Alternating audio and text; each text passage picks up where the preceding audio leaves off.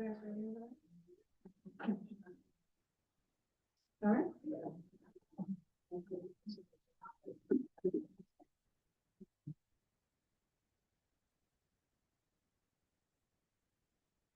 Call to order the April 13th, 2026 regular meeting of Yolo County Transportation District.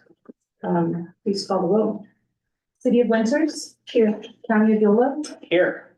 City of Davis. Here. City of Woodland. Here. And we also have DC Davis and Caltrans here. West Sacramento is here. West Sacramento. And the City of West Sacramento. West Sacramento has entered the building. Yeah, of course. Love you. Sacramento is in the house. I'd also like to welcome Randy Lawley from Caltrans. Thank you for coming tonight. And of course, I'm going to do this. And now I'm looking for a motion to approve tonight's agenda, but are there any changes that anybody would like to tonight's agenda? Move the agenda. Second. We have a motion and a second. All in favor? Aye. Opposed? All right, I'm just gonna ask, it was Josh Chapman did the motion, and I think it was Director Ferris that did the second. Several people spoke at once, so, just wanted to get that for the record. All right, moving on to our consent calendar. These are items that don't usually need to be discussed, but if there's any, discussion or comments on them, I'll take public comment on it first. Do we have any public comment on any items that aren't on tonight's agenda or are about the consent calendar? And it'll be 3 minutes.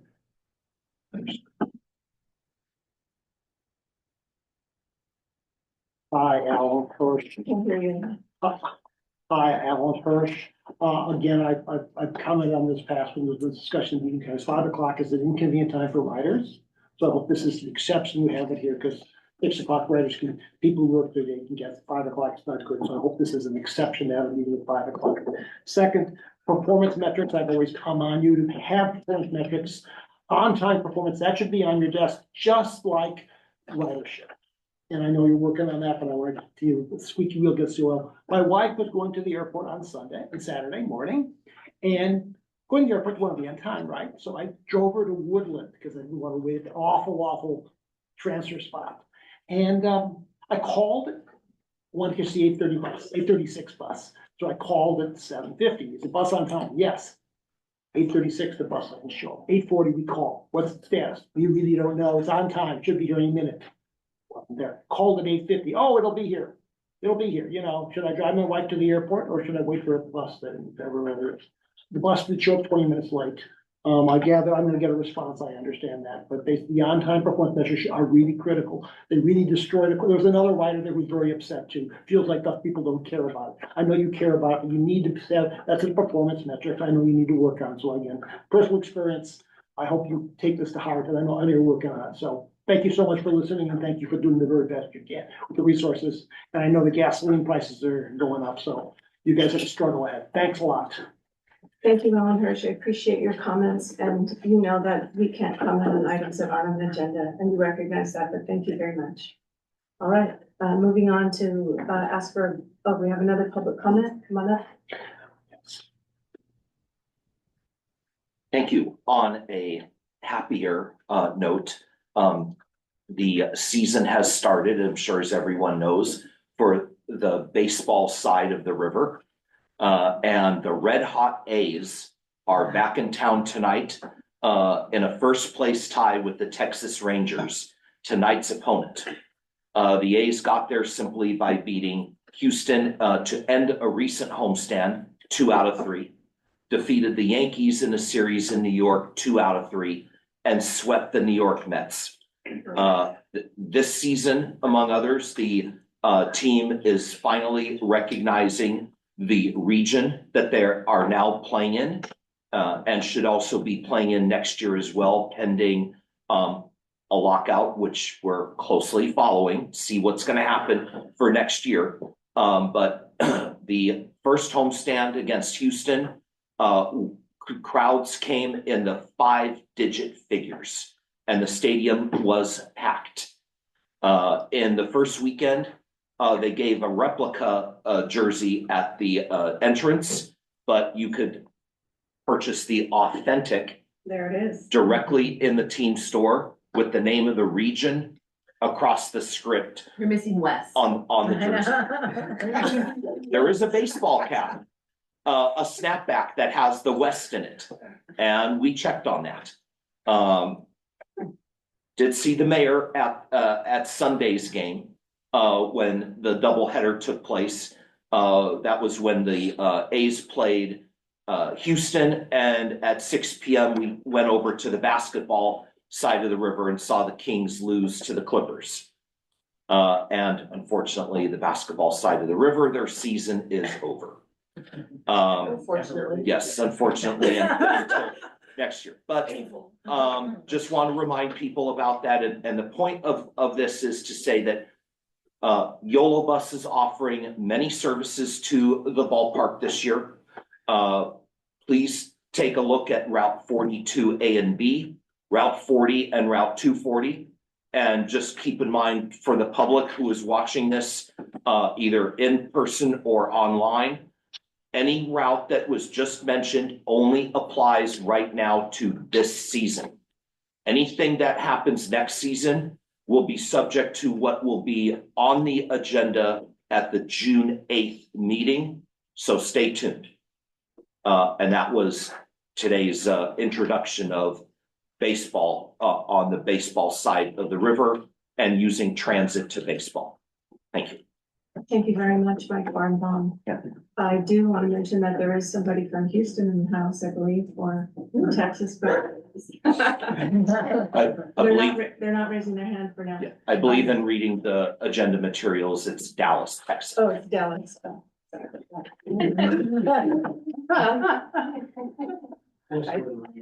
yeah, That's Big- tonight's big opponent. difference. All right. Madam, try to go one more. Yeah, come on up.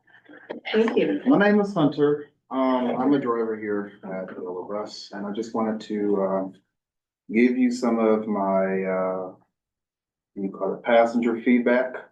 I'm very strict on how clean my buses are when they leave or when I pick up, passengers, because it gives a different kind of ridership. And if it's like their first time, if I'm late, or if, something happened with the bus or whatever, like the passenger experience with a clean bus, it gives a very positive feedback to the driver. And for, I'll say about 6 months now, I've been sweeping and, mopping just to make sure that it's clean. I'm hoping that we all can figure out something to do with that for our passengers, as they are one of our biggest supporters in the public transit system. That's all I have to say. Thank you so very much. And clean buses are important to all of us. All right, are there any other public comments in the room? Are there any public comments online? No public comments. Thank you very much. We will move on to the consent calendar. We have items 4A and 4C. And I would be looking for a motion to approve the items. So moved. Another second. We have a motion and a second, and all in favor? Aye. Aye. Opposed, abstained, motion passes unanimously. Right, moving on to the regular calendar. Item number 5 is about approving award of a contract to MB Transportation, and our executive director will be presenting. Thank you, Madam Chair. I'll actually be presenting along with Daisy Romero, our Director of Transit Operations, and we are very excited to be bringing this item to you tonight, the culmination of many, many months of hard work. And we will go ahead and jump in to the first slide. So I think everyone here knows that the procurement of a new contract is one of the most consequential decisions that any of us will make in all of the meetings that we do, making sure that we have folks that are driving the buses, cleaning the buses, dispatching the buses, responding to customer service inquiries, making sure the buses are maintained, so they can stay running, is extremely important, and it is 70% of our budget. And so for the last year, we've been working closely with some smart advisors, and like almost our entire staff has contributed to making sure that we could do a procurement that would result in, I think, two things that were really important to us is making sure that we have high quality, so we're able to deliver high quality service, and that we have a realistic price that allows us to maintain as much as possible the core services that our community depends on, while recognizing that due to the inflationary forces, since our last contract was signed in 2017, taking effect in 2018, the world has changed a lot. And we've had a lot of challenges in terms of driver retention and turnover, having to do with the fact that, we have a contract that is really kind of out of step with what things cost these days. And so we've been through this process to sort of identify, what is the right price that will allow us to meet our goals as an agency, take care of our frontline workers, and also be fiscally responsible with the resources that we have. And I'm really proud of the work that this team has done to try to get us there. So going on to the next slide, this slide is a kind of a condensed version of a very long table in your staff report that shows you the timeline that we've been through, starting back in November when we released a request for proposals, and then received proposals in February, and then have been through a ton of work over the last couple of months to look at the proposals we've received, to work with an evaluation panel to evaluate them, and then bring this to you tonight for action, so that the contract transition period can begin as soon as possible for a August 1st start date. Next slide. So talking a little bit about roles and responsibilities. So I personally led this process. It's been very educational for me. It's the first time I've done it, and I've learned a lot. And I led this along with Daisy, with some incredible support from our staff team. We also got a advising and analysis from Capital GCS Consultants, which is a firm composed of primarily of retired annuitants who've themselves been general managers of transit agencies around California, and they've been invaluable in their insights. Then we also had specialized legal advice from Hanson Bridget, a law firm with a specialty practice in transit law, and Julie Sherman and Nicole Witt are with us online. You can see they're up there up at the top, who really helped us work through some of the really very in-depth technical issues related to transit operations, contracting, and negotiation. So we've appreciated their assistance with that. And then we had an evaluation panel that we worked with to evaluate all of our proposals that we received and kind of guide us and ultimately bring this recommendation to you tonight. That included representatives from a number of our member jurisdictions, as well as 2 of our nearby transit operators, and SACOG, our MPO, as well as our chair of our Citizens Advisory Committee, Lisa Baker. Next slide. So just a reminder, these are the evaluation criteria that we adopted and used. So each of our proposals that we received was graded on these evaluation criteria that you see here. Next slide. So high level, in this process, we received 4 proposals from TransDev, MB Transportation, RATP Dev, and VIA were the 4 we received. Our panelists reviewed those proposals and decided to interview all 4 firms. After the interviews, we basically scored them again, and then requested best and final offers from 3, MB, TransDev, and VIA. Staff performed reference checks for those firms and reported our findings back to the panel. And then after reviewing the best and final offers, the panel did come to unanimous decision. With that, I'm going to turn it over to Daisy Romero.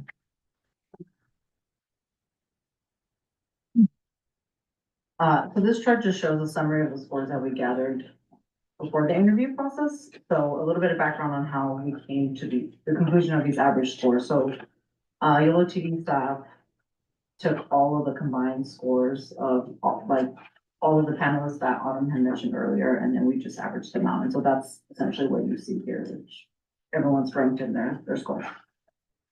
And then this was the post-interview score, and so this one, interviews were held on March 3rd in person, and also via Teams. There were some folks who couldn't make it in person, but they were still part of the interview.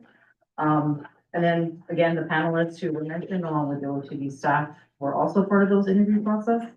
So same process, we took the scores, we evaluated them based on the responses that we got. And then this was the new score that we came up with. So again, as Anna mentioned, it was unanimous, like MD was the one who had the highest score both before the interview process and then as well as after. Of course, they changed a little bit between some of the bidders, but ultimately MD was still the top score. Next slide, please. Based on final offers, so this graph that you see here, is just the base year pricing, and it just increases over the current contract. So at the top, you'll see what we're currently paying, and then what was proposed, I believe, in the backwards, both Transdev and VIA. And then for our ATB dev, it was just whatever the original proposal is. So that's what this graph is showing.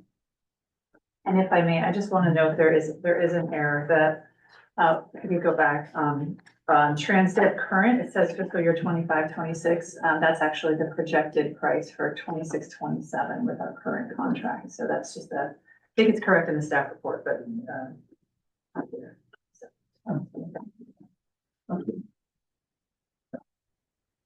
I'm sorry, just to make sure I'm understanding. yeah. So we're in currently 25-26, and you're saying that's not the current. I believe that is the price that is for, if we were to continue with our current contract with Transdev and take option years with that contract, that's what the price would be. Because we wanted to compare apples to apples for 26-27. Oh, okay. Okay. Slide, please. So that evaluation panel decision. So ultimately, once we receive the BAFOs from MB, VIA, and Transdev, and then staff review, panels review, again, it was a unanimous decision to go with MB.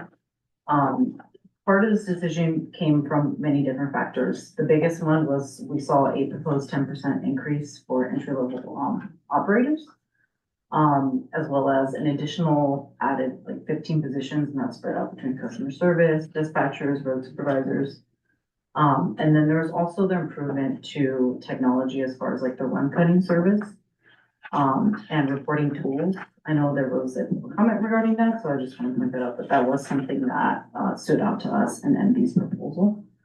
And then the really nice thing about this proposal too, along with the improved run cutting software, it sounds very basic, but it's something that has a huge impact to our operators when their schedules, when there's such large gaps within their schedule. And then, as we know, a lot of our drivers don't live close by, they have to commute here.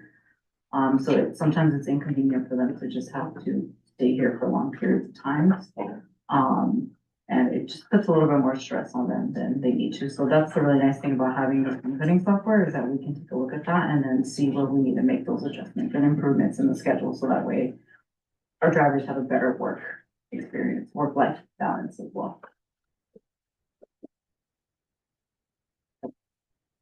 So yeah, kind of continuing the conversation. So protection for our frontline workers, they agreed to honor, MB agreed to honor the collective bargaining agreement that was in place. And they also plan to rehire all the unionized employers for a period of 90 days after they take over service. And then again, the improvements to the run cutting software, just better shifts, reduces that spread time. Proposed contract costs. So this table breaks down MV's cost proposal over 3 years, so the base contract years, plus the two-year options. So you'll see, like in the first column, I know it's really hard to see. I say you'll see, but it's really hard to see. There's the year one that includes the startup costs as well. And then you'll see year 2, year 3, and 4. And the graph, and then at the bottom, you'll see the monthly fixed fee as well, so. All right, one-time startup cost. So I do want to point out that this table in the staff report is mislabeled. It's labeled, well, it's labeled correctly, but then in the staff report, it refers to it as table 5. So I just want to point out it's actually table 6. But this shows that payment schedule for the one-time startup cost. So if you look at the breakdown, you'll see that at least the first three payments will be done in this current fiscal year. And then the remaining will be done in the new fiscal year. Keeping in mind the startup costs are something that we did not anticipate, mostly because we've had the same contractor for almost 20 years. But it is standard when you bring in a new contractor, there are gonna be startup costs. There's gonna be additional training, additional onboarding tools that are gonna be needed. So it's something that you see typically in transit operations contracts is a startup cost, but because we typically haven't seen it, we've had the same contractor for almost 20 years, it's something that we just weren't prepared to have in this year's budget as a startup cost.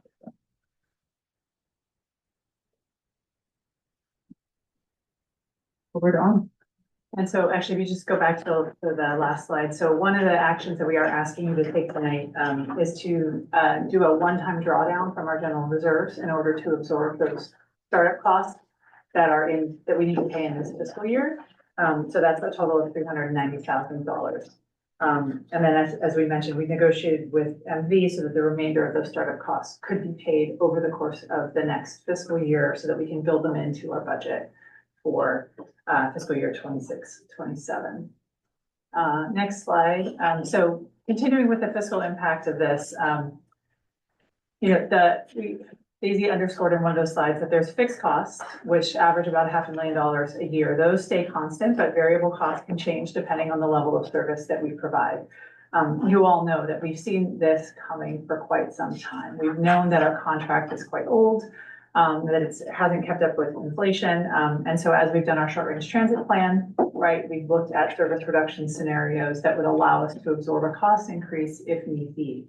And the price proposal template that we included in this RFP required all proposers to provide costs for a range of service levels, all the way from 60% of current service to 140% of service levels. And so we have those prices kind of locked in, if you will, as part of the price proposal.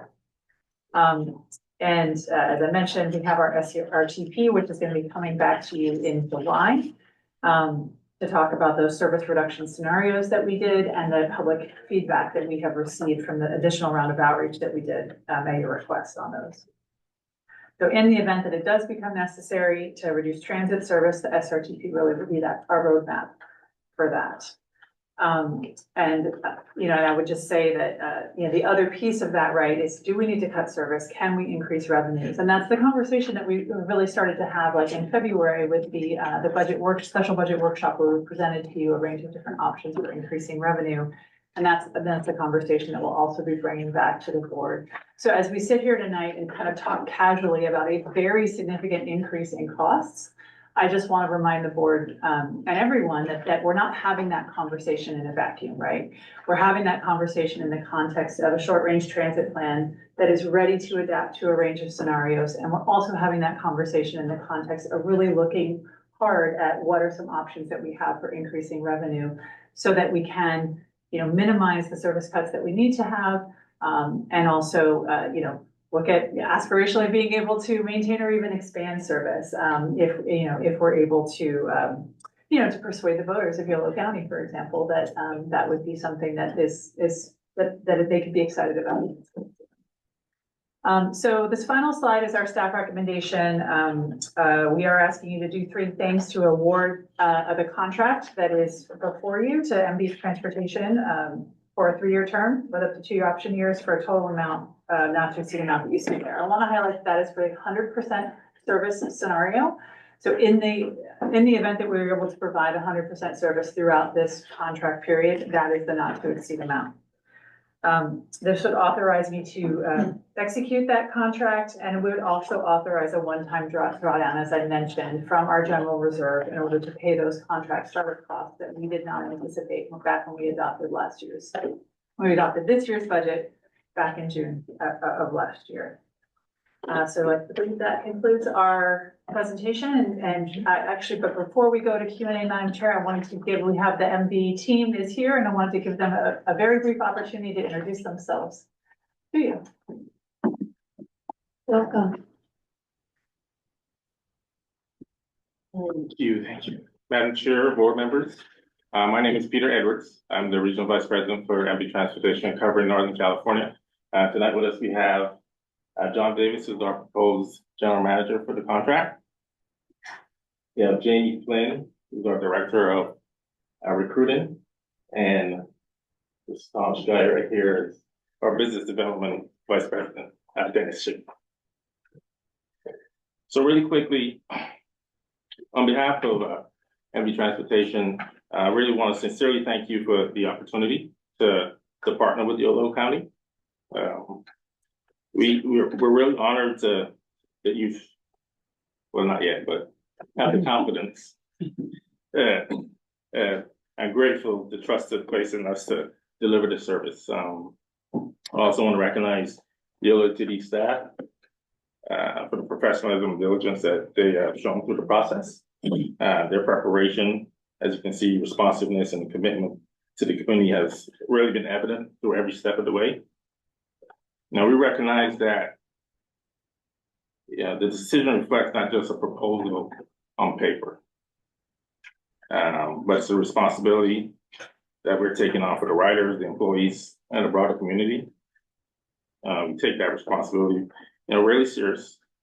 We emphasize accountability, transparency, and safety as part of, that really aligns with how you guys want to operate. So as we move forward, the commitment, our commitment is really straightforward, to be visible, to be responsive, and be accountable to our partners, to support and respect the local workforce that's already in place, and to deliver safe, reliable service to Yolo County and the riders every single day. Thank you again for the board and the staff, for your leadership, partnership. We think going forward, working closely, we want to earn your trust every single day. So I'm really looking forward to the partnership. And thank you. Thank you, Mr. Edwards. Any questions? Stay there. Go Bark.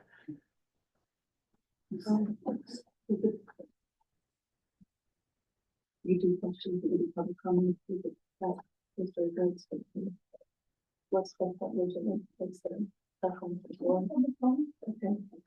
Yeah. You may have to, you're gonna do public comment first. All right. But we'll call you back. Thank you. Very big item tonight, and there are many people here from the public, and so I'd like to open up our public comment period for item number 5. Yes, come on up. Mr. Barnwell.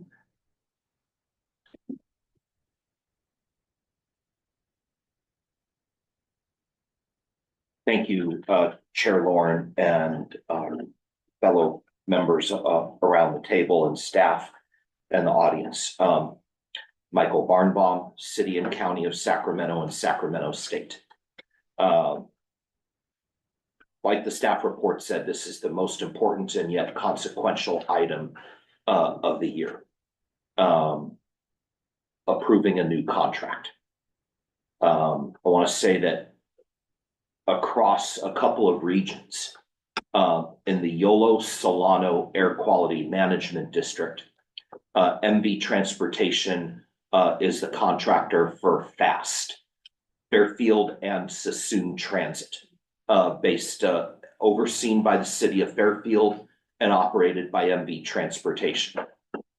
In the greater Sacramento urbanized area, MV Transportation is present with a contract with Roseville Transit. Their previous manager is now the chief operating officer at the city of Roseville and received not too long ago a promotion to that position, Rich Frost. So MV has presence both west and east of Yolo County. And I think that's important looking forward. As both a rider and one who studies this industry quite a bit, I've never had any problem with Transdev or their previous operator, Veolia. there just isn't, other than in this county, a presence other than here. And when you look at what presence MV has compared to what presence the current contractor has, that makes a difference in being able to reach out to partners and strengthen the family, if you will. And so with that tonight, and knowing what's at stake, plus the question of, you know, should this be awarded tonight, whether we either need to reduce service or increase revenues.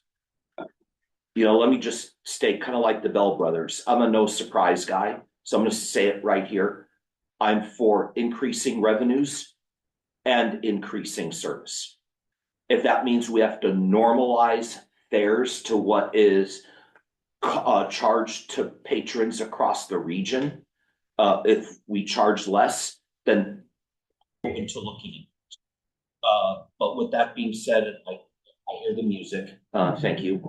I am humbled and honored to move the staff recommendation and bring that particular discussion about the increase of service and increase of revenue back to a future meeting. Thank you. Thank you very much. Do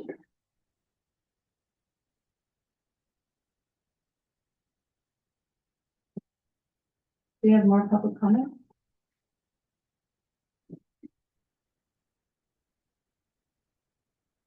Seeing none, do we have comment online? No public comment online. Brings it back to us.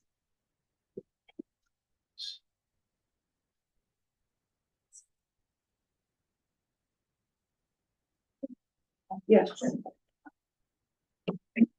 A writer approached me and asked me about VIA in West Sacramento and what is going to happen to the service there if they're not one of the ones selected for the contract.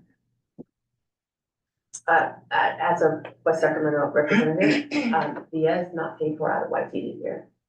So that's a question that would come to city council. So nothing that we do here is going to affect the West Sac residents getting access to the.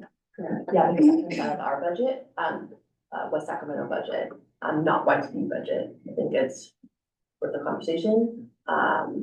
They are not related in that they don't come out of the same buckets of money, nor are they controlled, right, by YTD. Thank you, Director. And I just wanted to make sure that that was stated during this process. Oh, thank you very much. Do we have other questions to clarify from the board? Do we need to bring Mr. Edwards back up? I'm definitely gonna wanna ask Mr. Edwards questions, but another question. Okay, I'm gonna go on. I think it is important just for us to know, I've read the report, but to have the conversation for anyone watching on the decision that we make. And it was a conversation we had why we did not go with the cheaper option. I just think it's important for us to like plainly state that, understanding that it is in this report. We've talked about all of the great things that potentially will happen moving to another operator, choosing this operator. But why not? I think VIA was, I want to say it was it 3.8% increase? I'm just, did I get that right? Sounds right to me. I did get that right. Shocking. I like numbers. So I'm just curious, why not then? Yeah, great question. I'm happy to start and then, and Daisy, if you'd like to chime in. So we were very interested, to see, VIA's proposal. And they were certainly the most affordable of the proposals we received. And we learned that they do oversee fixed route transit, in several places. The three references that they gave us, we talked to all three of them. And then none of them are in California, but they're, others here in the United States. And what we learned in those conversations is that it was, all three of those models were very unique and different from us. And certain things we thought, oh, wow, there's some real strengths here that are very, I think, very aligned with what we're trying to do. But what we saw was there was some pretty significant gaps. The most significant one was that none of the references that they provided to us showed that they had experience doing the maintenance of fixed route buses. And our buses are, our single greatest capital asset. They cost over $1 million a piece to replace. And it's incredibly important that we have highly qualified people that are maintaining those buses so that we can keep our service running. And some of our buses are vintage and they are unique, just like, your classic car, it requires a little bit of TLC. And I think the panel at the end of the day did not feel that VIA had the experience to manage a fixed route fleet. The other thing that I without going too far into the weeds, as we've mentioned, compensation for our frontline workers was a critical issue.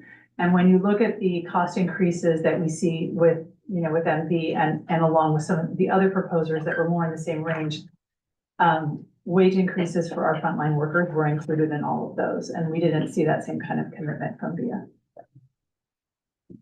Thank you very much. That's a good answer. Good question. No, in that same spirit, I know, TransDev was a little bit higher. Is that the reason why we didn't stick with the operator we've had for the past, what sounds like 20 years? I mean, the price was one of many factors. The proposal evaluation criteria, we had 7 of them. And what we saw was, the TransDev was just not one of the highest ranked bidders. And so it didn't just come down to price. There were other factors as well. My main questions are going to be towards the potential new operator. So I'll Excellent. move on further folks. Any other questions? Yeah. Okay, before you come up, I just wanted to say that, I'm a process person. I'm really committed to process. I love to look at process. It's kind of enjoyable for me.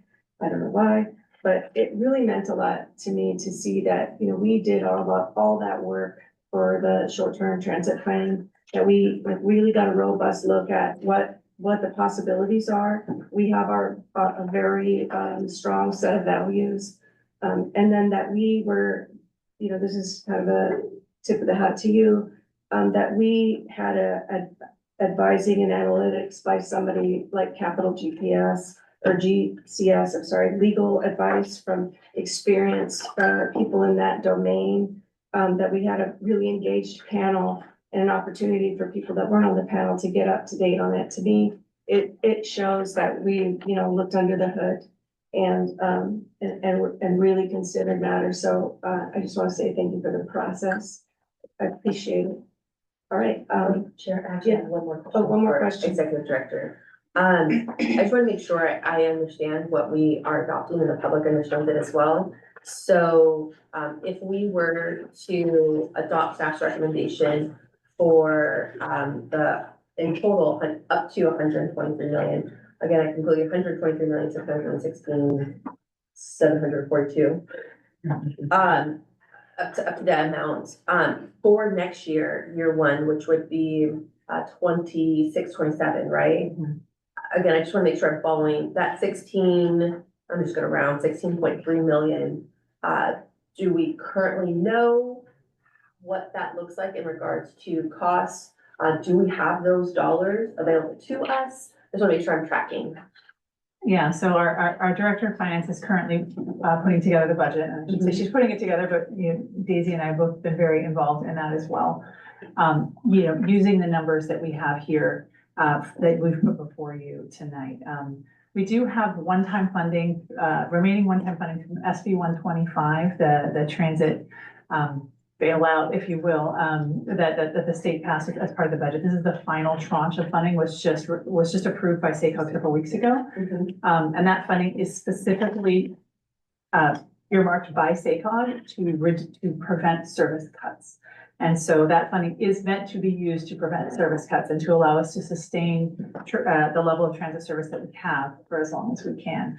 So while we don't have the budget numbers yet, we believe that with that funding, we think we're close. We think we're close. So we will have the details to you at the end of this month when we do release the draft budget. But we're optimistic that we'll be able to prevent service cuts for the next fiscal year. Okay. That's helpful, just because I saw that number and then saw the difference between the 13 million that I think you indicated would be next year's anticipated dollar amount, and there's a few million that is the difference. So, thank you. I'd like to welcome back Mr. Evans. Maybe I'll call you Peter. in the future. Yes, please do. Or Pete. Peter. See that correction? I appreciate that. It was. It's John too. I know, no one calls me Dawn. That's a whole nother name. Anyways, doesn't matter. Can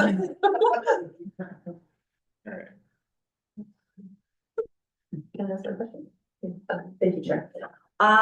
So I'm excited. One of the things that is exciting for me is performance metrics, like we heard in our public comment, and specifically reliable data. And so I am curious, because this is an area that we have struggled with since I've been on this board, which is a few years. What kinds of ridership metrics or even systems do you all, your transit operation, have? And do you, maybe I should start with, do you know the systems that we have, and how do you imagine your systems could be an improvement? I just completely led you down that path. Right.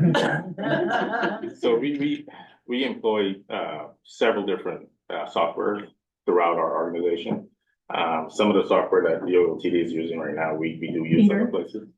Could you put the microphone closer to you for the folks that are online and for the recording? Thank you. So to answer your question, Closer.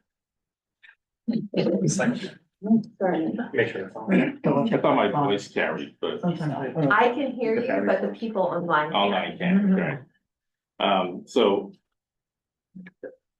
go back to the question of how would the KPIs that you're looking for, ridership, on-time performance, passenger per hour, all those things that that we measure, that we pull out. So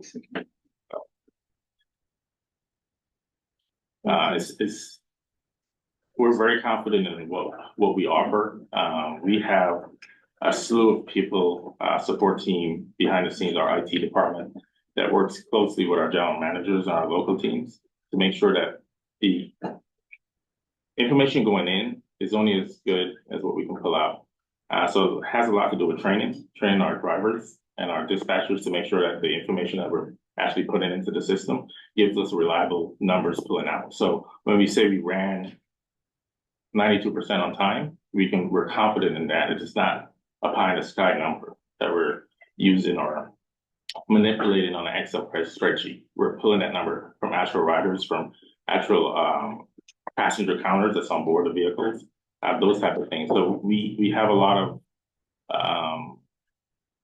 gates in place to produce our KPIs and to make sure that's reliable numbers for you.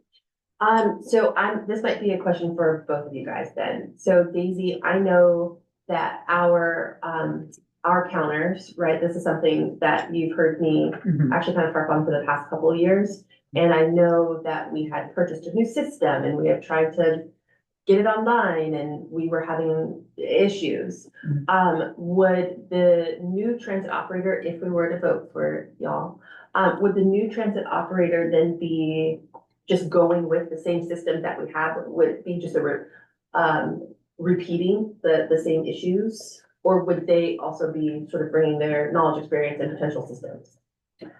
So right now in place, we have the APCs, and that is connected with our software that we use right now, which is through TripSpark. And we also have our GFI, which is the big silver box you see, so it's our GenFare box. And then the software that we're using right now with our third-party company, Redcoat, for Beeline. Those softwares will still be in place when, if MV gets the contract and they come on board.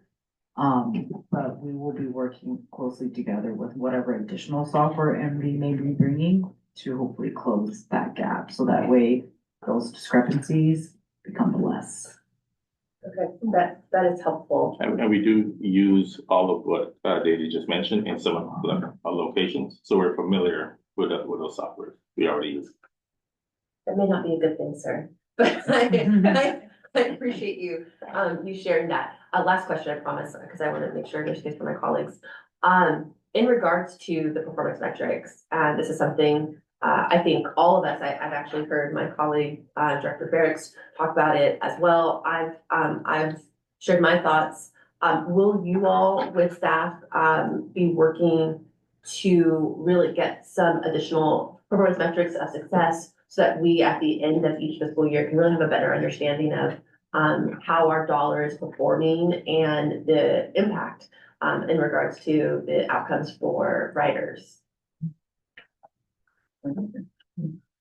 Absolutely. I know when I took on this role as a director of transit operations, that was one of the things that I wanted to improve here at the district, which was our KPI. So on-time performance, ridership, cost per rider, looking at all of those different KPIs and establishing what is good enough for us. Is it 70? Is it 80? Is it 90? Is it 100? And then going from there. And I do believe that was one of the things that we asked our proposers during the interview, which is, what are some of the things that you guys do at your current organizations? And, how are you guys held accountable to whatever the KPIs that your client holds you to? And kind of the same thing when we did the interviews, we asked everybody and said, hey, like, what KPI metrics do you guys have? What are the documents that they produce? What is the software that they're using?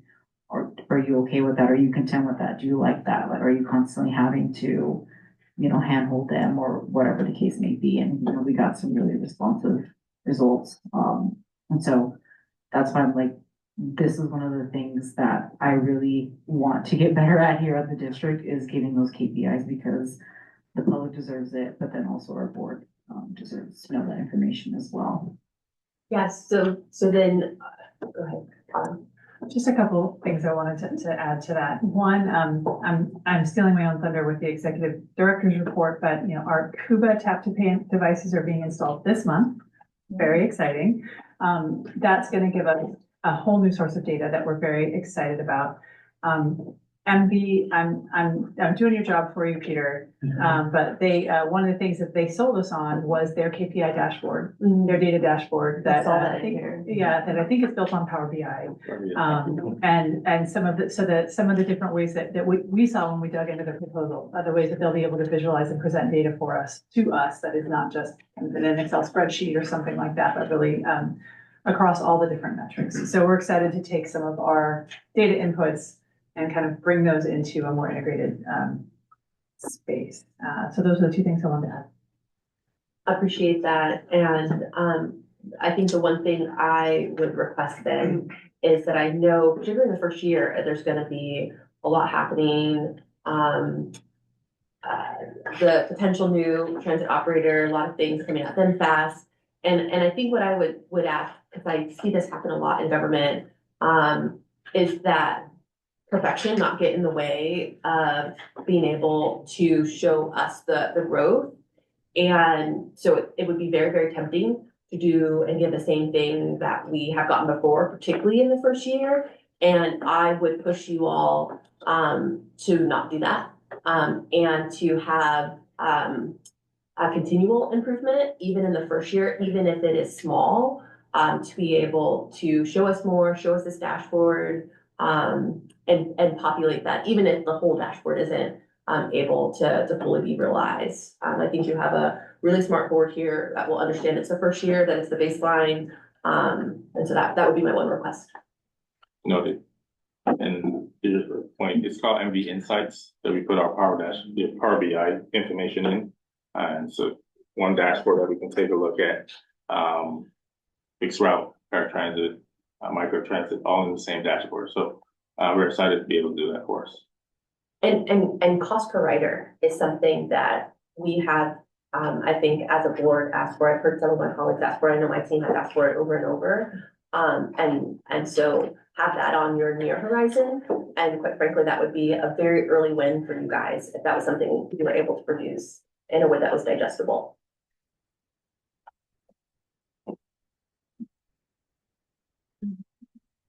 I just, when you asking, were you recommending that the baseline reports be? I just wanted to clarify, were you asking for the baseline reports to be like a part of the monthly report? I was not, but I like where you're going with that. I don't know if I, and as a data scientist, I don't know if I would, ask for it monthly, but I, especially initially, see, I'm trying to be kind, Peter. Okay. But quarterly, I actually think would be reasonable. That would give you a few months, to really get up and running. And then also would give you an opportunity to get feedback, real-time feedback from this board, so that by the time you got to the end of the fiscal year, the things that you were reporting on would be things that the board found useful. Thank you for clarifying. Okay, thank you. Just some follow-on questions from Director Early's questions. So I love that you can plug in and you have experience using some of the tools that we have in place.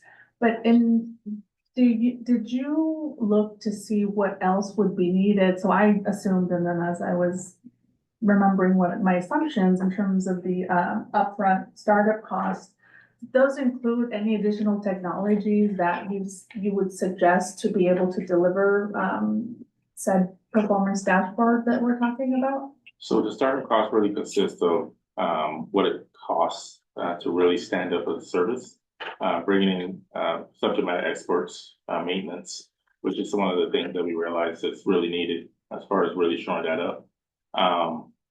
So it really has a lot to do with that. Training the drivers the way the MV wants our drivers to be trained and in that type of environment. So a lot of the startup cost is centered around the technology part of it. The technology is part of our overall costs spread throughout the year that we're going to bring to bear to the district. Okay, and I guess I'm just curious to see what is our level of readiness as an organization to be able to tie into your kind of Power BI.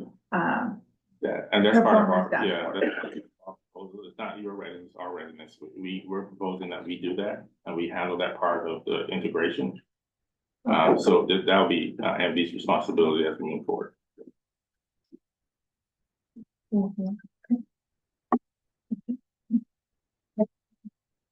Thank you, Chair Lauren. Peter, nice to meet you. Thank you for being here. You and your team, thank you for all your work on this. It's been a long year. I appreciate all the effort in the 600-page staff report that's getting us to this point tonight. Yeah, we didn't even include the appendices. Yeah, there you go. Just a couple quick questions. I appreciate Director earlier comments on report out at CCJPA Capital Corridor. We have in our packet every month on-time performance. We have ridership numbers and they're tracked and it's in our packet and we see it every quarter. I'm so jealous. Yeah, and it's extremely helpful. So I think even quarterly here, whatever that may be, I think would be helpful to keep that at the forefront.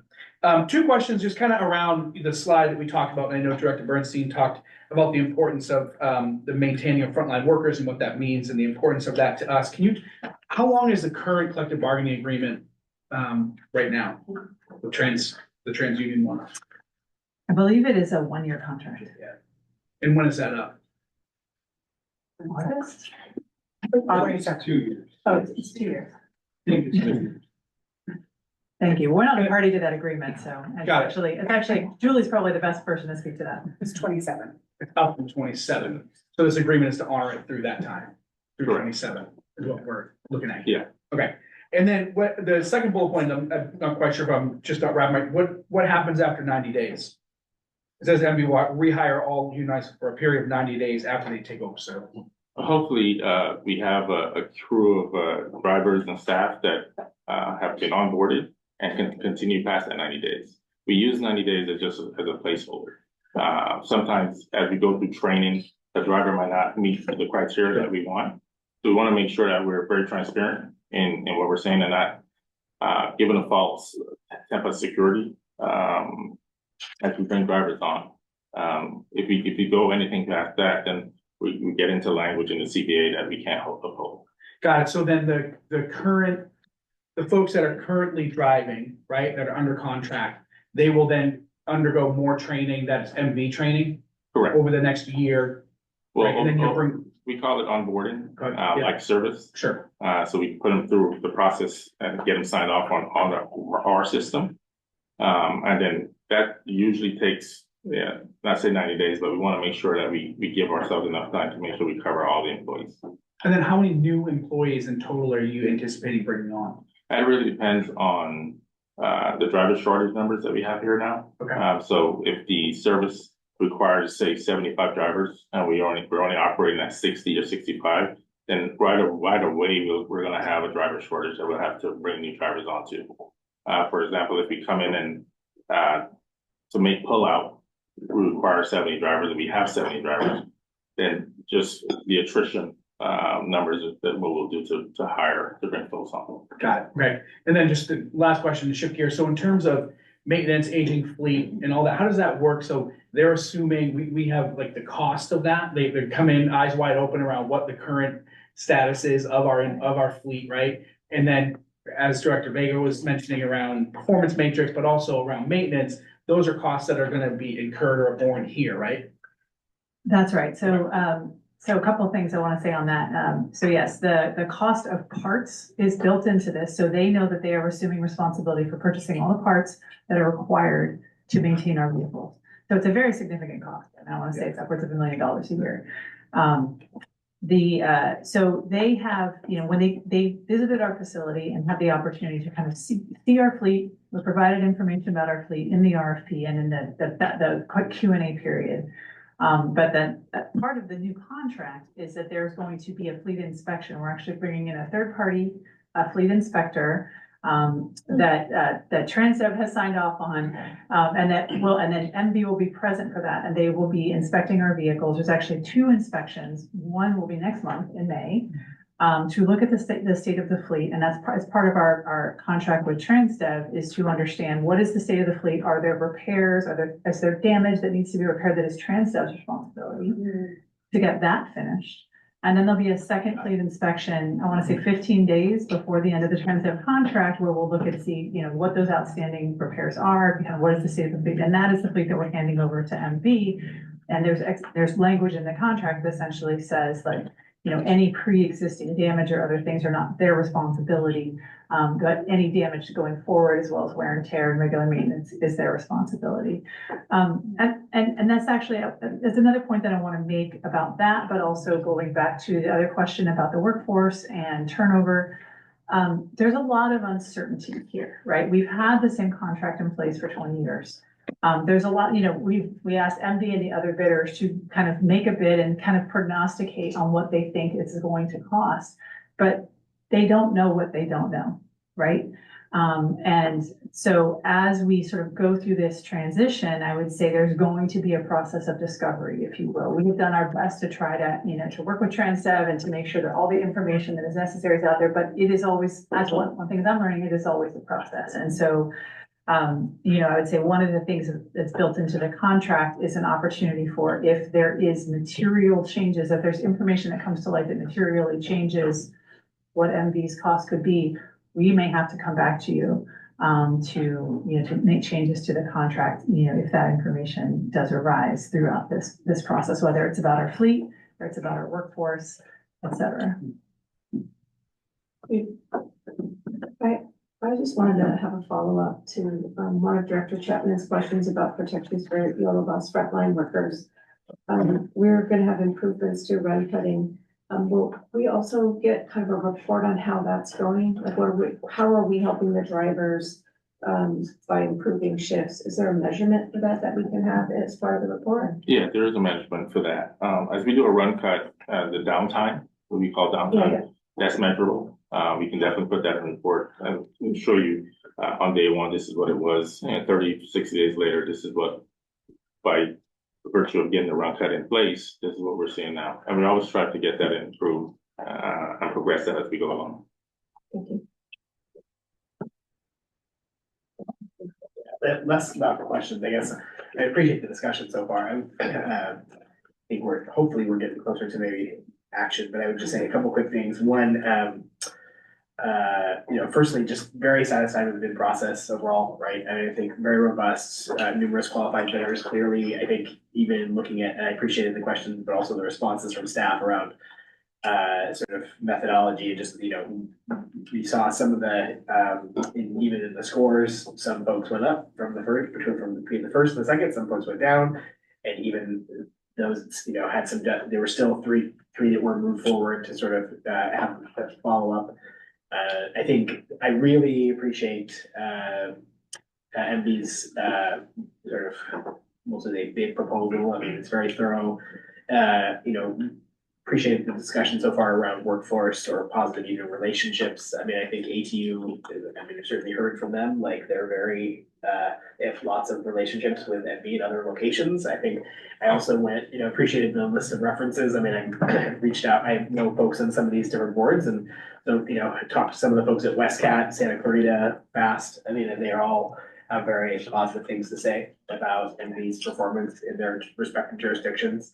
I think, I also would say if we've had the same the same contractor for a long time, certainly, but I also, oftentimes there's this sort of discussion around change, people not liking change. We all know that, certainly not in, kind of wanting to move in that direction, but I think in this instance, there's, we've all kind of felt, at least, well, I'll say myself as a board member, but I feel like some of my other colleagues on the board have felt, a change is potentially needed. And so, I think this is a very solid, proposal before us and, when appropriate, happy to make a motion to, support the staff recommendation. Thank you.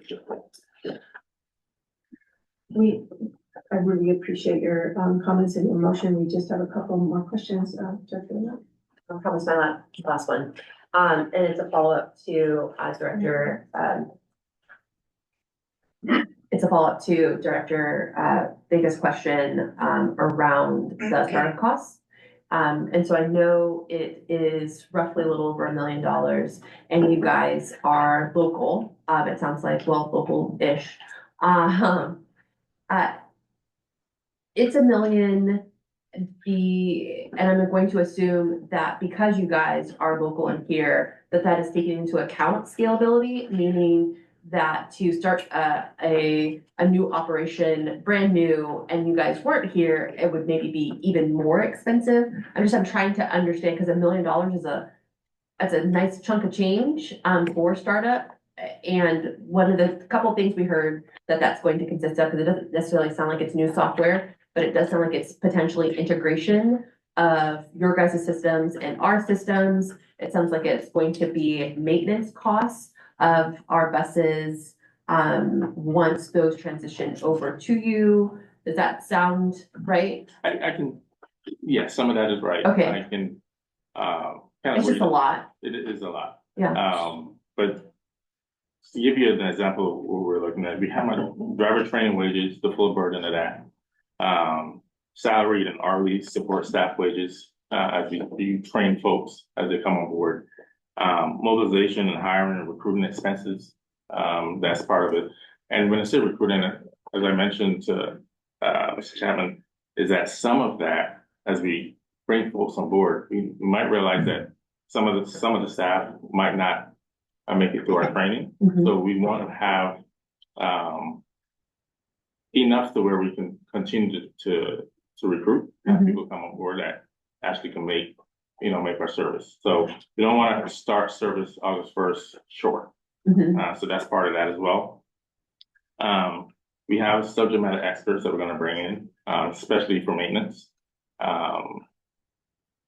That costs us travel, putting them up in the hotel, those type of things. And then a lot of training related to maintenance and insurance, tools, supplies, environmental compliance, corporate support, all those things play a role in that startup cost. Is there a world in which it might be less than $1 million? I want to call a friend. Okay. Phone a friend. So, I'm Dennis, by the way. Hi, Dennis. I'm gonna ask you just to speak into the mic only for our reporting? You, at the start of your question, you asked about leveraging out of town versus internal Scalability. resources, if you will. So one of the expenses in our startup is behind the wheel trainers, right? And in this particular situation, we were to draw upon local resources versus resources we had to put on an airplane, Got it. right? So there's a different travel number associated with that particular support mechanism. And Peter's region has many people that are in region Mhm. that will be here supporting as well. So in that case, people are not getting on airplanes as well. So yes, there's an impact of our Northern California presence, if you'll allow me, that was reflected in our startup costs. Perfect. And then last question, I promise my colleagues, I can feel Director Fix. I already made a motion. Okay, but really, it is the last question. One of the things that you guys Peter, that you spoke of is, hey, maybe not all of our drivers that we currently have are going to be able to, for all intents and purposes, meet the standards of your organization. Do you know on average what percentage normally drop off? I'm assuming you have that analytic. Yeah, so I just did a very similar transition earlier this year, and 98%. 98% made it through. Made it through. Okay, that is great. Those are good odds. Very good. On Yes. Reason we want to, I won't say 100 because we put ourselves in a position where Yeah. we can't do that. So No, but I appreciate that. Even Yeah. having that number, that reference number to go off of, at least for me, I won't speak for my colleagues, gives me a little bit of, alleviate some of my anxiousness for our current workforce, especially during this economic time. for sure. Yeah, and with that, I would second the motion. All right, but we still have one more comment. So I just had a question. So thank you for asking about the percent of that make it over. And just want to ensure that if somebody is not able to make it over, that there is some type of support. Do you guys offer anything for those folks that aren't able to make it over? I mean, hopefully it's 100, but even if it's that 2%, that's somebody who isn't making it over. From previous recent experience, no, we don't have anything that we can offer. Obviously, if the qualification is a driver and all we have available are driver positions, then we wouldn't have anything. Now, if they can qualify for something else that we haven't opened for, we absolutely would tender that offer. Whether it be utility, if they can move into dispatch, something along those lines. Thank you. Madam Chair, our attorney wants me to remind you that, she reminded me that on our staff recommendation slide, we did not mention the resolution number, that there is a resolution as part of the motion. It's resolution number 2026-6 that contains the various points that were covered in this slide. That includes the approval. Motion includes the recommendation of approval of resolution 26-6. Early seconds that. All right, we have a motion for the staff recommendation with resolution 2026-6 by Vice Chair Ferricks and a second by Director Early. All in favor? Aye. Opposed? Abstained? Motion passes unanimously. Congratulations. Thank you very much.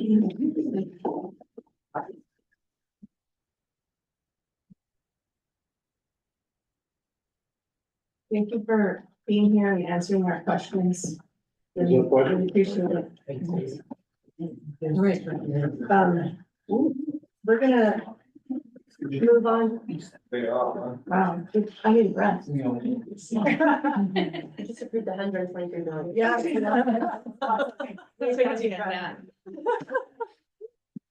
Yeah, that's okay.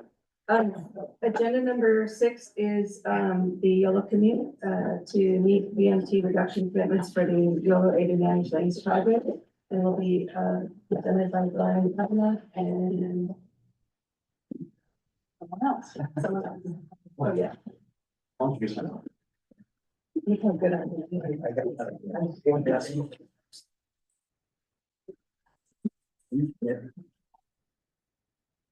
Here.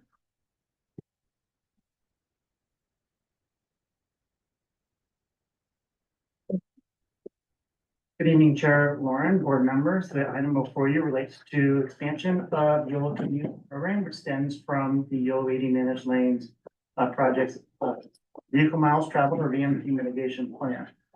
Before implementing an expansion like this, we need to strategically analyze the options for such a significant scale and what it looks like and how that will play out. So, and all this has to occur before the new lanes open. So our consulting team at WSP in partnership with staff has done a deep analysis over the past year to identify a preferred organizational model for you to provide feedback. So while this is an informational item tonight, we intend to return next month for formal action. Before we start the slide deck, I'd like to introduce our consultants from WSP who helped develop this organizational study. We have Andrew Strumolo right next to me to my left, WSP Vice President and National Practice Lead for Organizational Strategy and Governance. And I think in the tiny box up there on the top right-hand corner there is Erica Dinsdale. She is WSP's Senior Vice President for Advisory and Planning Services. So, and to get us started, I will first provide a brief reorientation of the project and then hand it over to Andrew.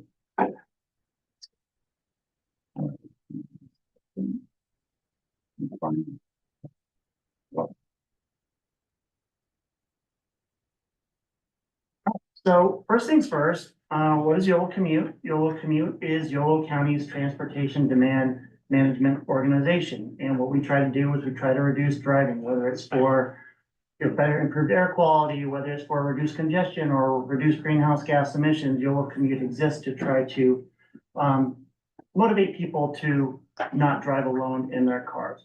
Next slide. And why are we looking to expand Yolo Commute? Well, as I mentioned earlier, it's one of 7 VMT mitigation measures in the Yolo 80 environmental impact report. And so with that, we've got some funding that's coming in from the capital project for Yolo 80.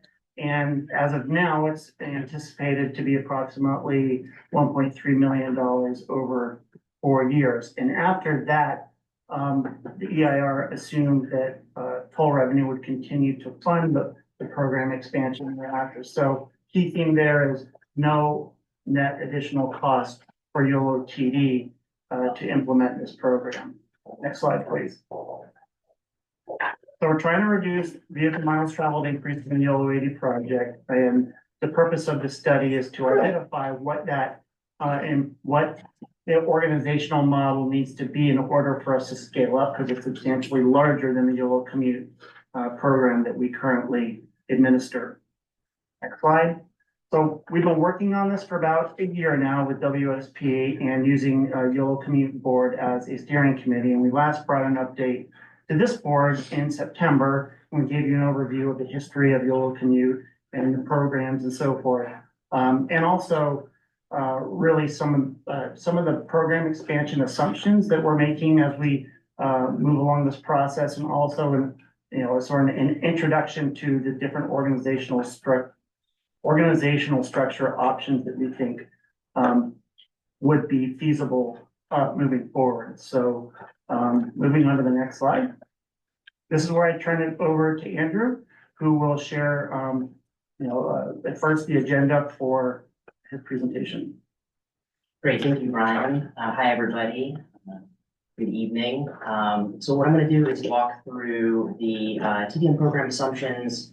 Then I'll touch on some of the organizational models that we took a look at. I'll include our recommendation at the end. And then we'll just touch on some next steps. So next slide, please. And then the next one after that. So a lot of great work has gone in probably across the last year around defining these TDM program elements. There are a number of categories that we've put together that encompasses the entire program itself. It kind of runs from the countywide programs all the way through to outreach, as well as a set of services. So that includes things like commuter information, the actual programs themselves, and then the broader programs. The reason why this is relevant for the org is that it's important for us to factor in this framework to make sure that YoloTD is structured in a way for this program to be able to administer all of these programs. Next slide. We also put together a implementation timeline. So this is not all day one. We do have set up 3 phases. The first phase starts fiscal year 27-28, which would be day 1. This is really setting up those county-wide programs at the beginning. That lasts for about 3 years. Phase 2 is really about expansion. So that's adding residential, school, enhanced programs. That lasts about 4 years. And then the final phase really is those last 3 years. It's when you're hitting that full scale. It's important for us to note this because the organization also needs to map how the implementation and the program is going to phase across this next decade. Next slide, please. And then the last major input is staffing needs. So complicated slide. What I'll just note is that this is all the labor and time that would be required to administer this program completely. You'll see that in the blue, that's phase 1, green is phase 2, and orange is phase 3. In phase 1, what we're anticipating is the need for about 2 FTEs to administer the program, do the outreach, do the communications, and then about an FTE for web design. I know that there are some small graphics on, up to the right. You're not going to hire a 0.1. The point is that we're just talking about labor as a total, what you would need to administer the program completely. The other thing I'll note on this slide is that we have included leadership time, so people like Brian and Autumn, their actual time to help administer this program, as well as business services. So business services are the kind of things like payroll, HR, things that are required to make sure that this organization and the program itself has the right services to support the staff. Next slide. Okay, next slide. So the methodology, because I always like to show our methodology, we have been really meticulous as it relates to starting with all the inputs. We assessed a number of different models. I'm only going to introduce you to 3 today. We did workshops and we worked with leadership at YoloTD on those models. As Brian said, we brought it to Yolo community, incorporated their feedback, and we're here now with a recommendation for those models. Next slide. I'll just really quickly touch on this. The way we tend to assess models, it's important to have a framework around how you're going to compare them. The places where we tend to focus are program administration. So that's oversight, compliance, those pieces. Program delivery. So that's the actual delivery of the program, management, operations, and then business services. So procurement, HR, payroll, et cetera. You'll see these terms again throughout the deck. Next slide. Okay, these are the 3 models that we assessed. I'm going to just work my way left to right, and I'll do this quite quickly. Model A is the oversight plus partner agreements model. This model is built and predicated around the delivery partners, the partners of YoloTD out in the field, delivering the program. They are the frontline staff doing the work, and YoloTD is very much an administrative compliance oversight arm. You can see in the program development piece that it's really based on contracts. So it's just administering contracts, making sure that reporting is done well, compliance, et cetera. And business services are a part of that contract. B is the stand-up of a division or a team inside YoloTD, a dedicated business line with in-house staff to deliver the TDM program. So unlike option A, where you're outsourcing all of the services in terms of the program delivery, you're doing that all in-house, and that lines up nicely with business functions. And then option C is actually going all the way to a full independent organization where it's legally separate, it would have its own board, and it's a totally independent agency, and you'd have to work through the intricacies of interfacing it with YoloTD, et cetera. So that is the platinum option, as we sometimes call it, and it's that very much separate entity that we would have to set up. So those are the 3 sets. Those are the 3 models, A, B, and C. Next slide. We worked through a range of benefits and limitations for each one of these. I won't touch on all of them. I'll just note on A benefit really is preserving that employer to market agility. So that's about making sure that partners can really come and be leveraged by YoloTD. And we're using the people that have the relationships on the ground to deliver the work. But on the other side of limitations, it requires an enormous amount of oversight. You can imagine 11, 18 different contracts that you're having to administer, having to report, that goes up to Caltrans. It becomes a pretty heavy burden. For B, there's real clear accountability for who is delivering the program. It's YoloTD, they own it, it's in-house. You build a lot of in-house capabilities. So there's real benefits there. Limitations, obviously, as you start to staff up and your needs are there, that will affect business services downstream, right? You're gonna need human resources. You need more services like that. For the independent entity, it does allow for a lot of flexible service delivery. So that entity would be sort of working on its own. Obviously, would need to be accountable to YoloTD, who's administering the funds. They would be able to maybe come up with some interesting and maybe unique service delivery types that can't be currently used. But the cost of and the level of investment that's required to set up a separate legal entity is significant, and that would include all of the business services. So it's almost cost prohibitive, which brings me to my next slide. So we worked through all of this with Yolo staff and leadership, and what we'd like to propose is as a recommendation, which is actually a combination of models A and B. It's actually a little A and a big B. So we are recommending that YoloTD set up a dedicated business division, a team in-house, that its responsibility is to deliver the program. What we don't want to do is cut off the access to the market. So our suggestion is to include as part of that organization a piece of oversight and compliance for the right kinds of contracts. For YoloTD to be able to choose with the right kind of flexibility which programs should be outsourced. There are certain local agencies that would be well suited to be able to deliver that work. And we've cut out the independent entity because it is very, very expensive. So that's the recommended model. I did want to include just a couple of notes on cost. Labor is the primary driver of all of this, and I just really want to stress that the costs are pretty similar depending on whether it's YoloTD staff or partner agencies or contractors delivering the work. But we feel like this particular model gives the most flexibility for YoloTD to retain decision making. So are you going to go in-house? Are you going to contract that delivery? And we've really made sure that this phased model allows for scalability, and it's like incremental. So that's how we've kind of set up the costs. And we did, and next slide, please, we did provide some high level costs of what this would look like. These need to be fleshed out. I think my point here on this slide is YoloTD is not committing to these costs day one.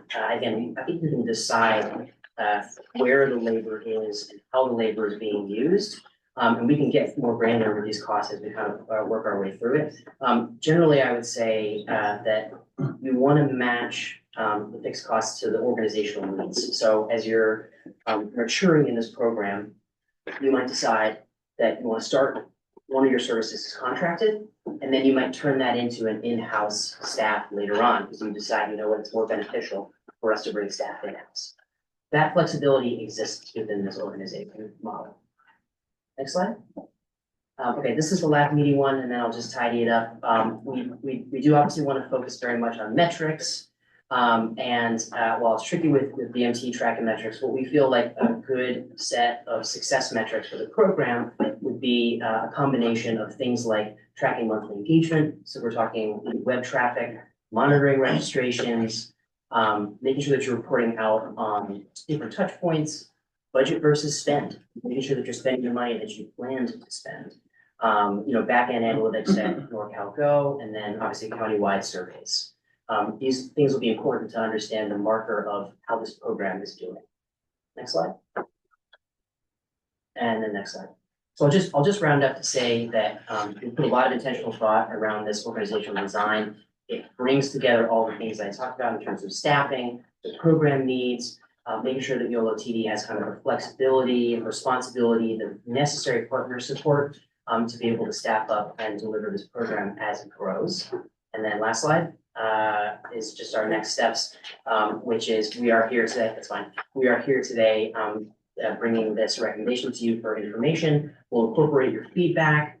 And then I think there is a planned action at the next board meeting, and then we'll wrap this up with a report. And that's it for me. Janine, do we have their next steps slide on there? There, yes. So obviously tonight you received the presentation, and I do want to say that there's a lot of, back end analysis and data that Andrew and Erica used to develop their recommendation. But it's been simplified as much as possible in the slides that you saw today. So we had the conversation today, and so we're really interested in getting your feedback on that. And over the course of the next month, ideally, we'd be able to incorporate that feedback, whatever you may have, to bring back as an action item next month.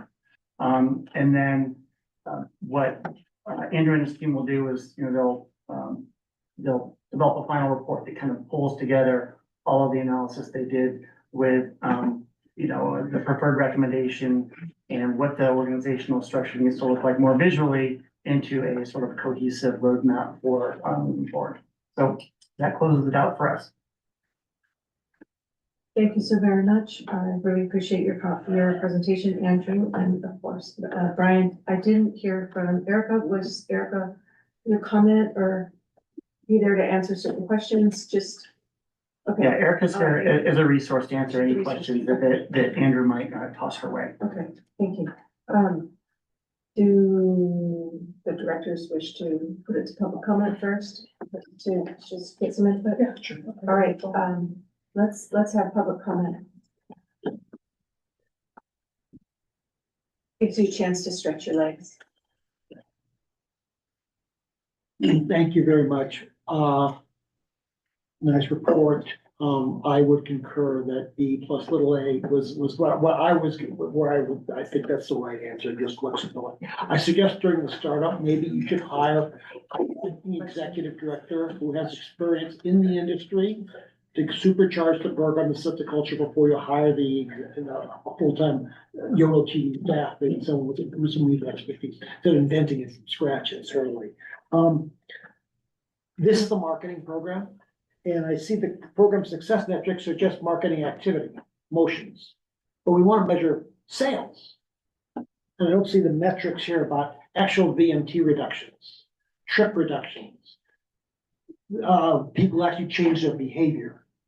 That's what you want to measure. That's your KPI, and I don't see that here. That's really important. And cost effectiveness. And I would say you want to be really rigorous, and you're going to have all these programs you're going to try stuff. If some program is not very cost effective, I think you should do a zero-based budgeting every year or 2 years and cut things off. Because some marketing programs do not work well. They feel good, you got lots of bling, but you don't really get any results. So you want to see the results. And I think you need to be really rigorous with that. It's spending the money. And just as an aside and a real difficult thing, you're trying to basically address the induced demand on Highway 80, right? So one of the problems is if you get someone out of their car who's commuting to Sacramento on the causeway and put them in a bus, you're going to count that as a VMT reduction, right? But what you've done is you basically released a spot on the freeway. And induced demand says you're going to fill that spot. So basically every person you put on a bus to I-80 basically doesn't really reduce VMT because basically that's additional capacity there. Actually, it's filled up by induced demand. So to really reduce the VMT in that corridor is not to add transit capacity because that really doesn't reduce cars on the freeway because that freeway is going to fill up whatever you have there. It's basically getting people who ride other places. So that's a real difficult problem. I don't have an answer to it, but that's the structural evil of widening freeways, which you bought into here. That's the problem here. And what's at stake here is our planet. I'm sorry, and also just as an aside, I don't hear equity mentioned, any equity measures here, and I suggest that should be part of one of our successes. Maybe there's a program that's very cost effective and addresses equity. You may want to put that in here to basically help justify a project. But thank you very much for listening. Thank you for your hard work. This is a difficult problem. And widening I-80 was a bad thing to do, you know that. Thank you, Mr. Hirsch. Come on up. Michael Barnbaum. Yeah. Thank you. Originally I was gonna speak on, because I stepped out to take a 5-minute restroom break after the long item that we just went through. But on this one, I was gonna ask, because we are not gonna take formal action till third Monday in May 18th. Just want to put that on the public record, not the second Monday, third Monday. So looking ahead to that, I guess I would ask, what is there in this item that would, back to my comment from the last item, help the district to increase revenue and increase service? Or at minimum, at least maintain service? Considering that there will be a significant cost increase coming with the changes coming from the vote on the last item. But the alternative director from Davis makes a good point that reminds me about, you know, freeways and other types of transportation. And I think the solution, based on the comment just heard, is any expanding of capacity for additional capital corridor service, particularly between Sacramento Valley Station and Richmond, so that the rider has the direct connection from a light rail line to a BART line, and not cutting people off short at Martinez, which had been part of the discussion at a previous meeting several months ago. And I know with that in mind, yes, there is a meeting, I'm aware, on Wednesday at 10 o'clock, I think, in Sassoon City, if I'm not mistaken. Yeah, and maybe that could be part of the discussion at Wednesday's meeting for anyone that's able to get to that one, and continue the discussion of this item somewhat over there before it comes back here on May 18th. So just something to consider and think about, and I'll try and see what is happening on the 5 and 99 corridor at the next Gold Runner meeting in May, which is in Stockton. So come back to you in June, May 18th, and let you know, because it's on May 15th. So I'll have some information at the next meeting from the Gold Runner meeting. Thank you. Thank you. Yeah. Thank you very much. Do you have any comments online? No public comments online.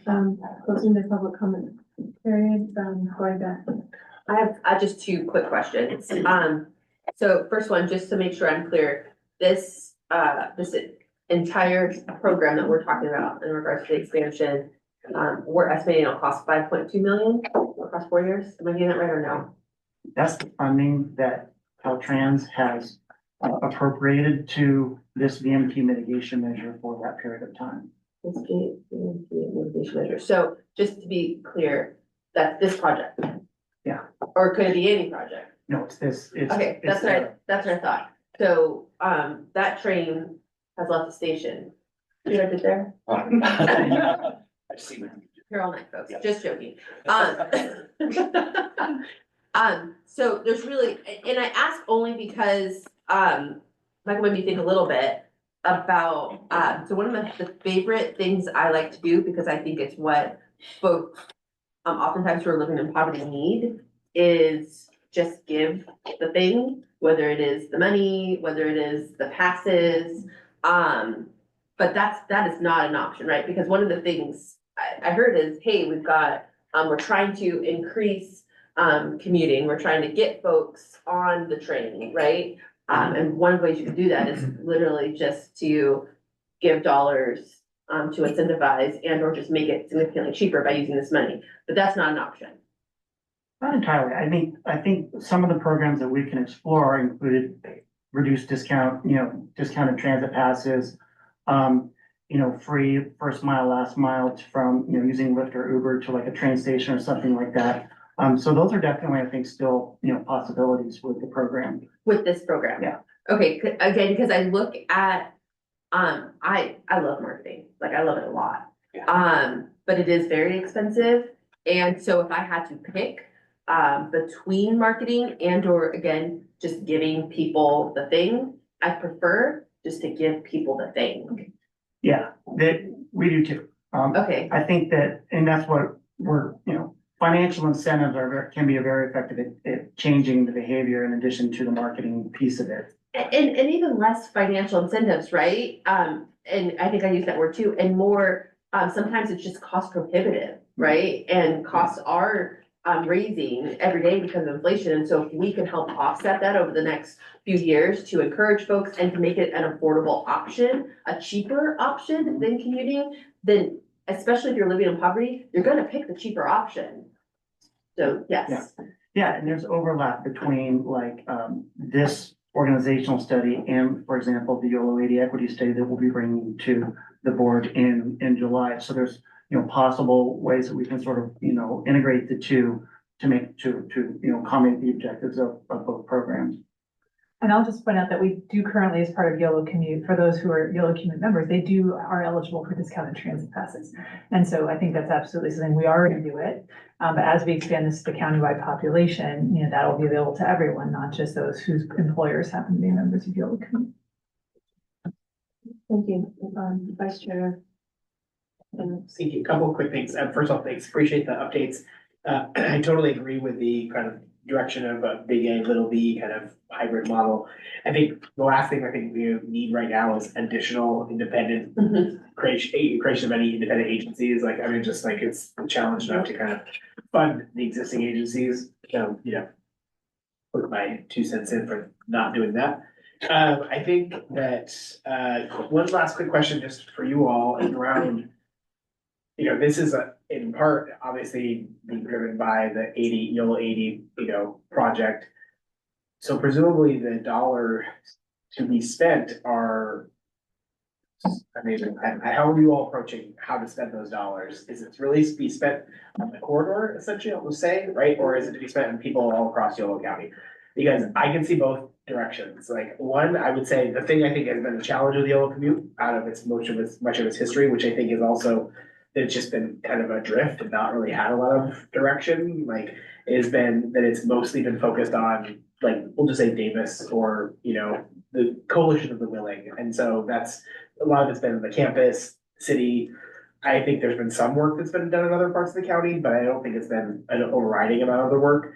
So that I'm curious about kind of your plans as to the spending of the resources. Is it for people across the county? Is it, or is it just really more about, the corridor itself? So, thank you. Yeah, we need to develop the specific programs in more detail, and that'll be sort of the next phase that we'll go into. But, the mitigation measure would make, most of the programs eligible to anybody in the county, whether or not people outside the corridor, will be able to take advantage of it, isn't fully known yet. But there's lots of, additional, program development that we need to do. And, just sort of understanding where those resources need to go is, like I said, part of the next process. Thank you. Dr. Chapman. Thank you, Chair, and thank you, Brian, and your colleague being here. Your name says Brian, his says Lola, so I forgot your name, so I'm you're not Lola either, I guess, but it's back there. But Lola, Andrew Lola. Couple things that I just want to touch on a few things. I appreciate the comments here. One of the pieces that I'm a little hesitant about, as we know, is in a time of fiscal issues and fiscal cliffs is bringing on more staff, right? And what we're being asked to do really is to make this decision prior to the Carter board making a decision around additional, right, toll revenue. So my concern around this is that we're gonna kind of jump into this. We know the first 5 years of the funding is there, right? It's there, it's from Caltrans, that's nothing to do with toll revenue at all, right? And then what happens if those toll revenues aren't where we want them to be? It's extremely difficult to cut back on service, right? Or to cut back incentives for people who need those dollars to get to work or to be able to pay for the pass. So I'm just a little hesitant and worried about how we're gonna address that. So that's one piece around how we're looking at that larger picture. We know the waterfall conversation is not happening for a little bit, and it completely is connected to this and how we're gonna be able to maintain this program moving forward in a way that isn't just a drift, like Director Ferris was saying, that is gonna be impactful, and get people where they need to be. So the other piece I think is extremely important, the big A or big B, little a, is around the most important piece, I think, is retaining decision-making and being flexible to do that. This project was a lot of people, having conversations around VMT mitigation, around extra services, around providing, right? I think it's really important for this board to be at the forefront and still making those decisions instead of having that off, so we're creating another agency. And I think the kind of concern around the timeline that I'm seeing here is, it has to be successful as an implementation program from day one. When people first interact with it and we're out there, we're doing the marketing, we're doing the programming, right? That the first time they interact and engage with it, they're happy with it, right? And we have to be able to do that. So I don't know when the initial Caltrans dollars are coming in. If this needs to wait until 27 to be able to get, the transition or establish the governance, or how that work is going to get done to ensure success from day one. Not implying you haven't thought about that, but I think that's a really important piece for us to step back and look at as we kind of figure out what we're looking at over the course of those years. And then finally, I would just say, I know Director Ferris, you just touched on it, but the dollars do need to be spent on the corridor, right? So saying, discount tickets to Martinez doesn't work, right? CCJPA, we're doing that now. The trips between Davis and Sacramento are discounted. We're doing the passes. What we've noticed there is even just reducing it, people have a hard time paying that money up front, even though it's a 30% reduction in the cost. There's still barriers to coming up with that amount of money at any level to buy it. So I think to your point is, yes, we can reduce them by a certain percentage, but how do we then get it to them? Because I may not be able to pay $80, even though it's 30% less. So I think, looking through some of these pieces as it transitions to this on day one, we want those folks to be engaged, we want them to be involved. And I think there's just a lot of work that's gonna have to be done. And then also not knowing where the money's gonna basically, or how much is gonna be there when the counter. Yeah, those are all really good points. We share some of those same concerns. What I would propose is that we could do is we could bring this to you as like a conditional recommendation. We have to be doing this planning now if we want to have any hope of having our program ready when the lanes open. But we bring it conditional, say if, this is what we would do if these circumstances fall into place. For example, if the Carter board, does, set a policy to allocate a certain amount of funding each year, beyond the capital funding that we receive, then that would be sort of the cue that you need that there's financial stability. The one nice thing about this particular, program that we're trying to administer is that it is scalable. So we can scale it up or down depending on the resources that are available. It's just, if you have less money, then you're not going to be able to reduce as much VMT. You're going to have to sort of reprioritize what you do based on the funding that you have. But yeah, I mean, I'm concerned about, launching a significant program that doesn't have a stable source of funding after, 3 years. And so, if that doesn't happen, if CARTA doesn't, provide, or establish a policy to continue funding it in some way, then, that might be a different conversation that we need to have as a potential implementer of that VMT mitigation measure. Yeah, absolutely. I just wanted to make sure I kind of raise some of those concerns, right? That is our funding stream. Yeah. Number, not too far distant future, right? For something like this to continue to work. Thank you. Dr. Vega? I have a request that this presentation be provided to the TAC and the city managers, just to ensure that there's coordination. So just talking about alignment, coordination, maybe not duplicating efforts, but instead maybe building upon efforts. Some of the things that I specifically for the city of Woodland we're doing some work within our environmental services group they're similar to what we're talking about. And additionally, we require developers to pay, or to fund BMT reduction projects. So it's just gonna be important that they're looped in and they understand, they can communicate to the rest of the city staff. So I'm making that request, for the city of Woodland and offering that in case some, the other jurisdictions are also, interested in having that. All right, I think having it at the TAC is a really good idea to keep people informed. I want to say that the comments of my colleagues are spot on. The timing with Carta, so important, considering the barriers to starting for people with low income, so important, equity, so important, considering their money long-term, very important. How we discount, what we discount, all important. I'm not always cynical, but sometimes I'm a little bit cynical, and so I'm gonna apologize. I have had experience working with organizations that they bring in some programs and then they have this drift, where, they're hiring people just to manage the programs instead of really like being able to use their time to see how they're serving. And I would just, wanna make sure that there's a mechanism to evaluate the effectiveness of the programs annually. I think that it's also in line with, what Mr. Barnbaum said, that we're not just paying people salaries so that they, just monitor programs. It has to be effective. So there has to be ways to measure that effectiveness. And I think you have no idea more. Okay. I think that those are all our comments. Do you have anything additional? All right, Andrew, really appreciate your presentation. Brian, also. And we look forward to seeing you when? No. When do you come back and talk to us? June? Yeah, May. Okay. The third, Monday in May, 19th. All right. There you go. All right. Well, thank you. I think that brings us to the next item, which is, our reports. And the first, reports are with the board. Do we have any reports? Oh, nothing. No? Chair. Yeah.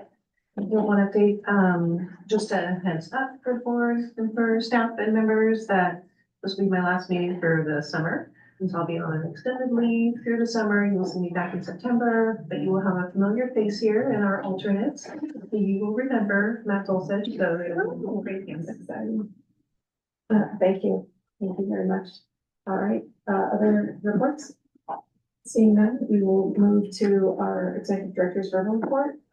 Okay, great. Just want to touch on a couple things quickly. As I alluded to earlier, our transition to our next generation of payment readers and data collectors is underway. Last month, we launched Transit Connect, which is the new mobile payments app that is replacing ZipPass and also Connect Card.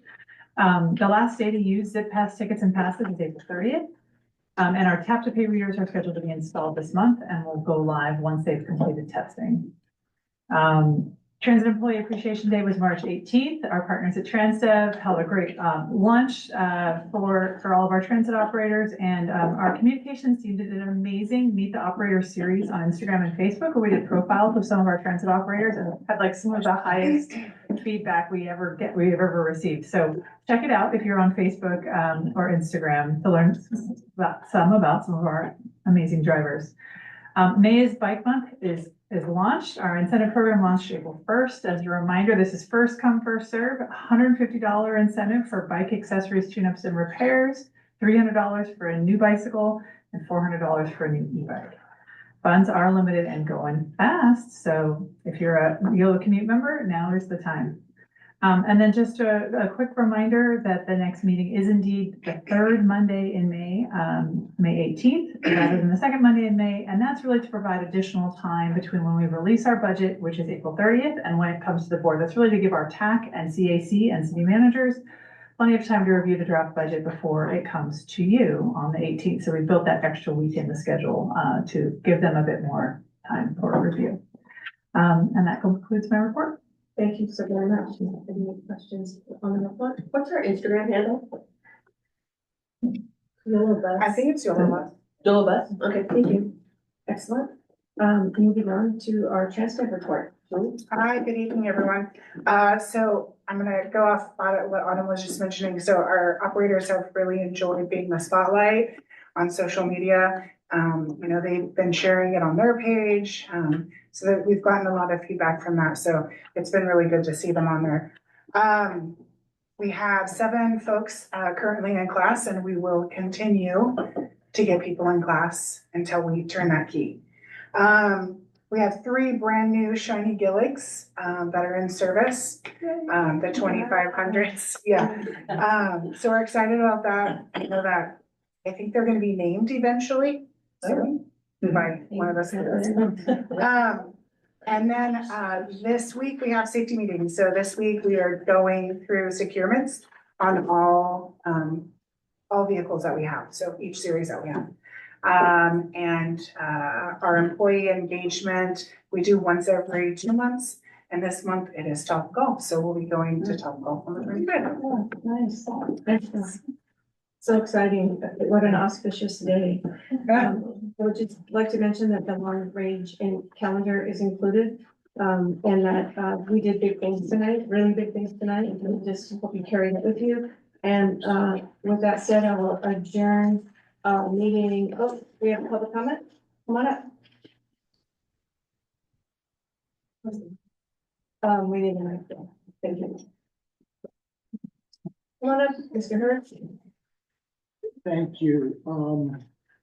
I would suggest that in the final section where we have the executive, there should be a Caltrans report.